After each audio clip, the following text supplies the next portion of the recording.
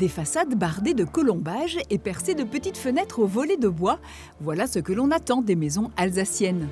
Pourtant, à quelques kilomètres de Strasbourg, à Coswiller, Éric Vasseur a fait exactement le contraire avec son héliodôme. Une maison bioclimatique dont l'incroyable surface vitrée est née dans la tête de son concepteur à partir d'une idée fixe. Essayer de traduire les trajectoires du soleil dans un volume. Jusqu'au jour où j'ai réussi à faire une petite cocotte en papier qui ressemblait exactement à ce que j'ai construit. Orienté plein sud, le volume très particulier de l'héliodôme laisse entrer les rayons du soleil d'est en ouest, du matin jusqu'au soir. Tout au long de la journée donc, mais pas tout au long de l'année, car l'été, quand le soleil est beaucoup plus vertical, la casquette de la maison protège tout le bâtiment de la chaleur, évitant la surchauffe.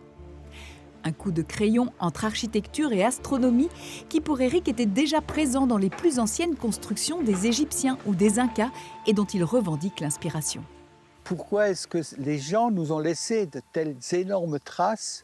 Est-ce que c'était pour nous dire « n'oublie pas de rester accordé à la nature, n'oublie pas de rester en accord avec le soleil » ? Si la maison a l'air d'une toupie de bois et de verre déposée sur le terrain, les photos du chantier révèlent un solide ancrage au sol, avec une ossature de béton qui donne au bâtiment sa stabilité, mais aussi son inertie thermique. Car la chaleur produite par les 160 mètres carrés de verrière est stockée dans le béton pendant la journée et lentement restituée le soir. Un équilibre thermique longuement réfléchi par Éric et quelques complices ingénieurs.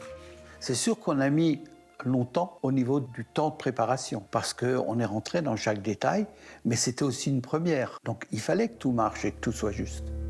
Un cheminement qu'Éric aime partager avec les curieux de l'architecture énergétique qu'il accueille ici dans le jardin. Chaque dimanche, il ouvre sa maison pour initier petits et grands au fonctionnement du bâtiment. Et à l'intérieur, c'est le bois qui domine. Pas étonnant pour ce petit-fils de tonnelier, lui-même ébéniste de formation. Les 200 mètres carrés de la maison se déploient sur les 3 niveaux baignés de lumière et en contact permanent avec la nature côté sud, tandis que la toiture au nord protège les chambres à coucher. D'un point de vue énergie, le bilan est proche de l'autonomie. Les panneaux solaires produisent 80% de l'électricité de la maison et pour le chauffage, un simple poêle à bois de petite dimension assure le confort les jours de pluie. Une quasi-indépendance qui fait rêver. Il faut réussir à le montrer de façon à ce qu'on ait tellement envie de construire, de vivre comme ça, qu'on en rêve. Et une fois qu'on en rêve, on en veut. Pour un budget autour de 2 500 € le mètre carré, 4 autres héliodômes ont déjà été construits en France et en Suisse. Un rêve devenu réalité pour ces passionnés de sobriété énergétique.